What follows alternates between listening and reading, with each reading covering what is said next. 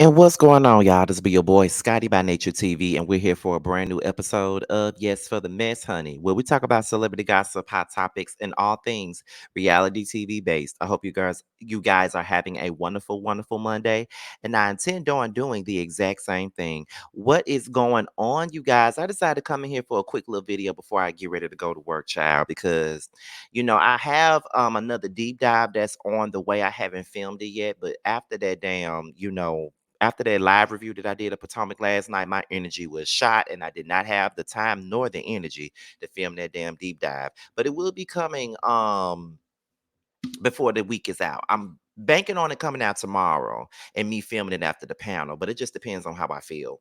But with that being said, we're about to go ahead and get into what we're here to before we get into what we're here to talk about, let me let you guys know something. Now the panel will be tonight and it will be on Yocrates' platform. He had the link ready yesterday. So make sure you guys go over to the Whether You Like It or Not panel playlist, go down to the end. Click on the link and then set your reminders. We will be over on Yocrates' page and we'll be talking about last night's episode of the Real Housewives of Potomac reunion, and of course, like I said, we will be having our special guest in the building as well, so make sure you guys tune in to that. So with that being said, that's pretty much all that we got for the church announcement, so we're about to go ahead and get into this mess now. I was laying in my bed this morning because at first there wasn't going to be no video today, but I was laying in my bed this morning and I just so happened to look at my Twitter and I see all of this tea that was being spilled about Gizelle Bryant. And I felt like this would be something for us to really get our hands on and really just talk about. And y'all can debate about it in the comments and stuff like that. Now, these ain't my own words. This is coming from people that are that was in Baltimore, that went to her church, or knew people that went to Jamal Bryant's church and knew how her personality really was and things like that. So we're gonna look at some of this shit and then we're gonna give a little bit of commentary on it because I thought it was pretty interesting that they were talking about this. So let me go ahead and pull this up. So there we go. So we're on Twitter, right? And someone says, Jamal Bryant, all I gotta say is that you did a number on that lady. A number. Because I've never seen someone so cold-hearted, mean, and nasty like this. Hashtag RHOP. Then the person responds with people in her ex-husband's congregation said that she was evil before he ever cheated. Would always have would always have keep an entire pew to herself, wouldn't greet anybody, and they said she never picked up a Bible in church once. She's miserable.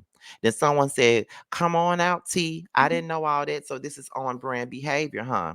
Then the person says, there is an entire form about her husband's congregation that goes all the way back to 2007, before Giselle was well known, and they spill all her business, including her using sex magic on her husband to keep him from cheating. But I guess it backfired. Okay. So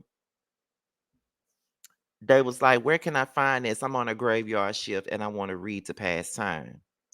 So I guess this is the email. So we're gonna go ahead and get into that. All right. So it's coming from the long hair don't care. Ooh, the long hair don't care form or whatever. But I don't think I'm gonna get into all of that right now. I don't know. Let me continue on somewhere else. Um now from what someone else said, now this is a post from I guess Lipstick Alley or whatever. And no, it's not Lipstick Alley. It looked like Lipstick Alley, but it's from a long hair don't care form.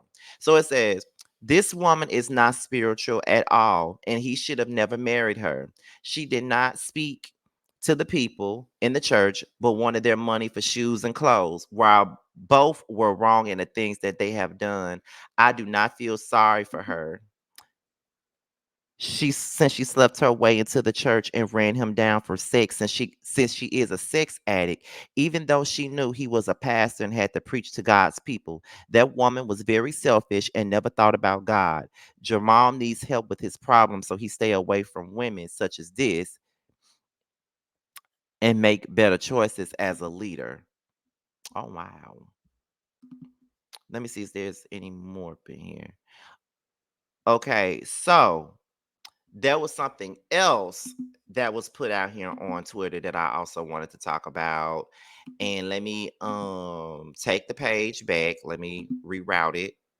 Now, here is another one from a lady who said that her sister was going to the church. Now, the post says, my sister was going to the church, but she could deal with his worldly and carnal remarks, and the women he married was 100% carnal, and their relationship was all based on sex. So that's why he made the remark above. This woman does not speak to women in the church, but wanted people to put an offering on the table.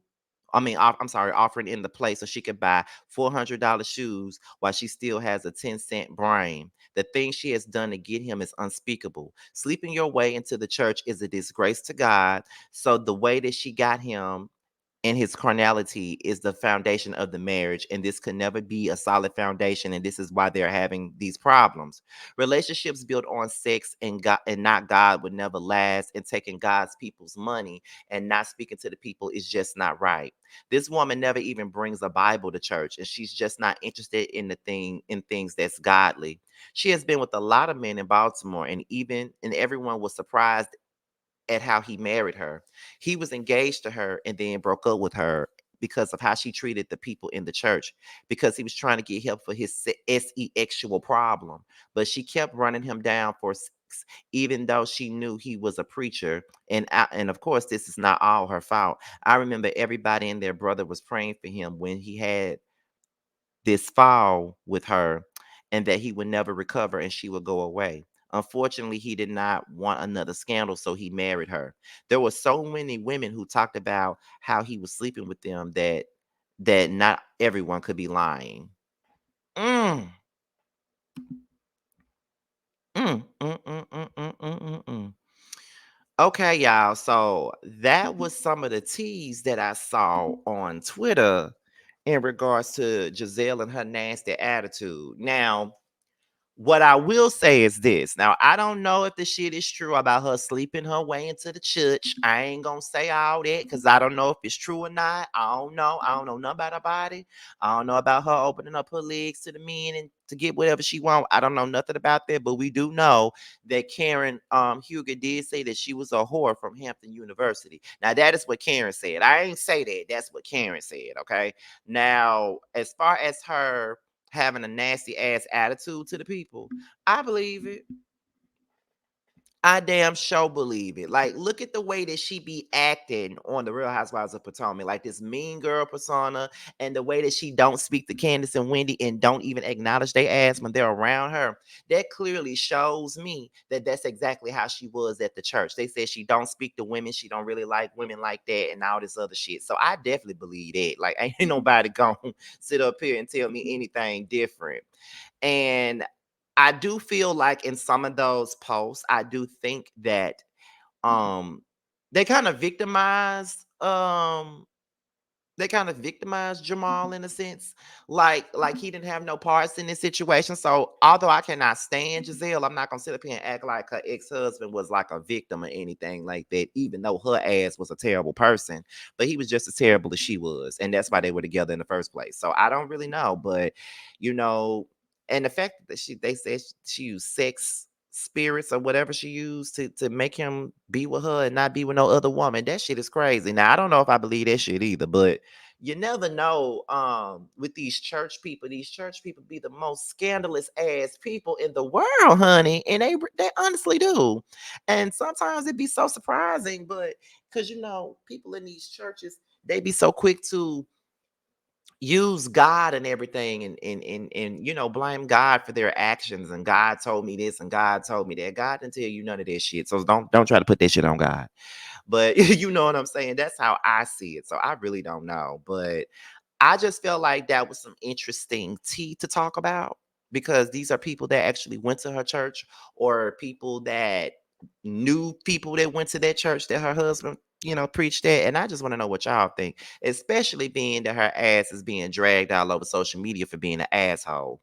But anyway, before we get up out of here, let me do my due diligence. Okay. Make sure you guys support my friend Carl. He goes by the stage name K-Star. He has a brand new record out called Cock Goblin, and it's now available now. So make sure you guys go and pick it up. And of course, Bando Kane has a new record out called The Nasty Remix that features Tay G, Alunda, and the Hood Hoes, and it's also available now. Make sure you guys support both Carl and Bando because they are independent artists, and because Carl is my homie, and also because Bando is my baby father. Okay, so make sure you guys support them both. So with that being said, you guys, it's be your boy Scotty by Nature TV. Be sure to like, rate, comment, subscribe, share this video, and also click on the notification bell so you can be notified whenever a video drops. And if you want to follow me on any form of social media, my Twitter, my Instagram, and my TikTok will be down below. With that being said, you guys, your boys up out here, and until my next video, I will holler at you guys a little bit later. Bye, y'all.